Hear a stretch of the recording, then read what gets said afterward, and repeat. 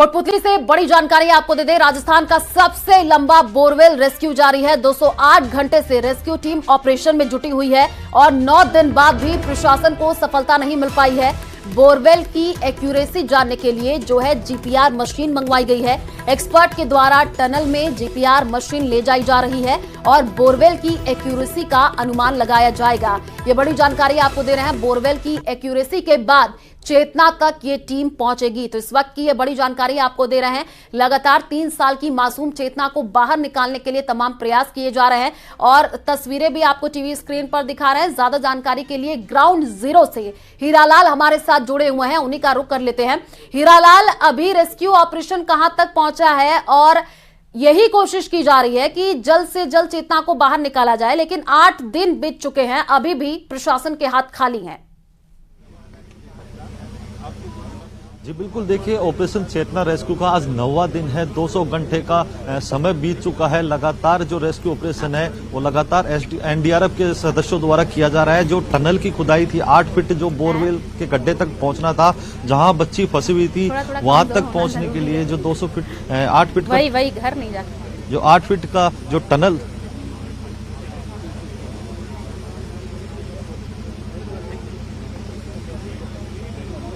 कि बड़ी हीरालाल, हम देख पा रहे हैं कि रेस्क्यू ऑपरेशन तेज किया जा रहा है और वहां पर बड़ी संख्या में जो है ग्रामीण भी मौके पर मौजूद है। जो अधिकारी है उनसे बातचीत करने की कोशिश कीजिए, क्या कुछ कह रहे हैं।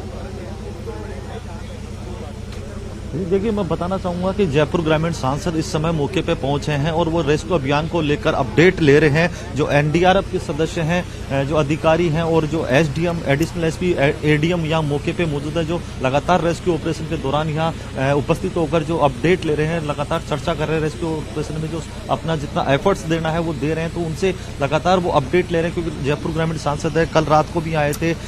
लगातार जब घटना घटी थी उसके बाद लगातार यहाँ पहुंच रहे हैं और उसके बाद जो अधिकारियों से चर्चा कर जो भी आवश्यक जो इनको संसाधन मुहैया कराने की बात है वो मुहैया कराने की तक भी वो कोशिश कर रहे हैं। लेकिन सबसे बड़ी बात है कि जो 170 फीट जो गहरा गड्ढा है, वहां पे जो 8 फीट की टनल की जो खुदाई करनी थी वो कल शाम को 5 बजे पूरी हो चुकी थी। आप तस्वीरों में देख सकते हैं वो गड्ढा है जहां 170 फीट का जो गड्ढा उसमें खोदा गया, उसमें 8 फीट की टनल खोद दी गई है। लेकिन जो लोकेट जो बोरवेल है वो लोकेट नहीं हो पाया, जिसकी जहां बच्ची फंसी हुई है उस जगह का लोकेशन नहीं मिलने के कारण कल शाम से जो लगातार टनल खोदने का कार्य जारी था वो लोकेशन नहीं मिल पाने के कारण बच्चे का रेस्क्यू नहीं किया जा सका था। लेकिन आज जो एनडीआरएफ के जो अधिकारी हैं उन्होंने जीपीआर जो मशीन मंगाई, जीपीआर मशीन से है जो लोकेशन ट्रेस की गई, उसके बाद 2 फीट की जो खुदाई करनी है वो लगातार जारी है।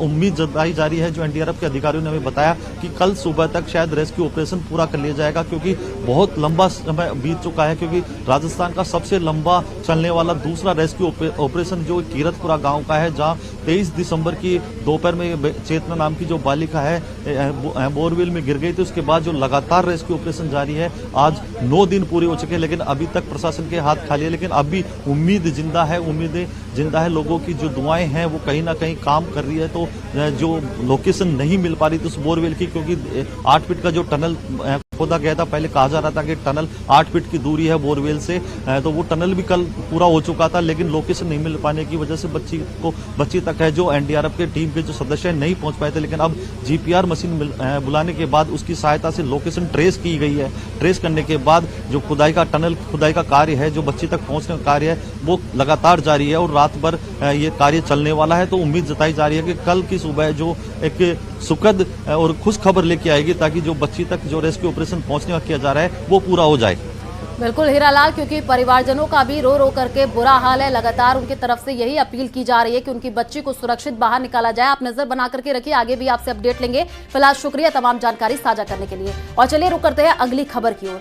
8 दिसंबर को दौसा का आर्यन बोरवेल में गिरा और 23 दिसंबर को कोटपुतली की चेतना बोरवेल में गिर गई, जिसे 9 दिन बाद भी बाहर नहीं निकाला जा सका।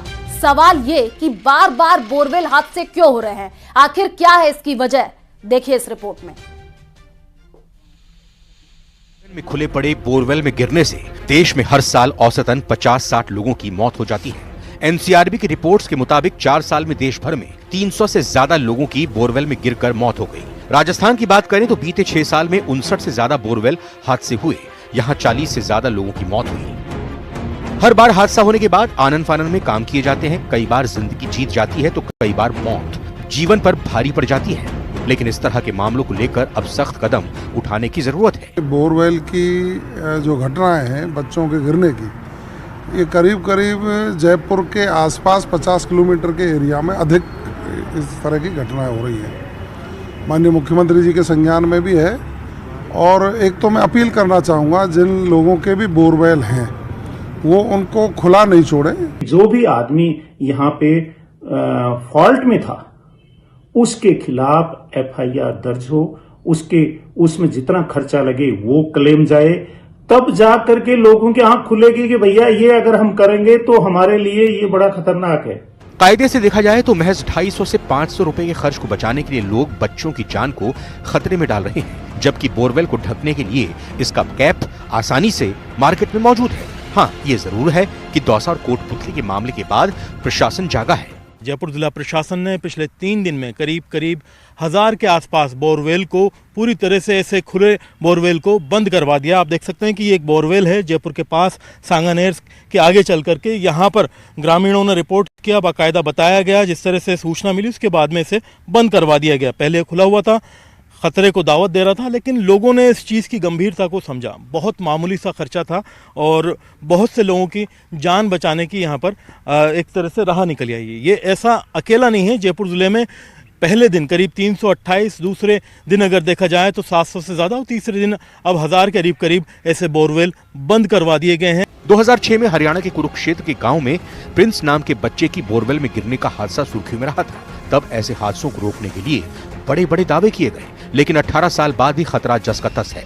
हैरानी की बात तो यह है कि 6 अगस्त 2010 में बोरवेल को लेकर देश की सबसे बड़ी अदालत ने दिशा निर्देश जारी किए थे। गाइडलाइन में साफ कहा गया था कि बोरवेल के हादसे के लिए जिला कलेक्टर जिम्मेदार होंगे। पिछले 14 सालों में ऐसे सैकड़ों हादसे हो चुके हैं, लेकिन शायद ही किसी कलेक्टर के खिलाफ कोई कार्रवाई की गई हो।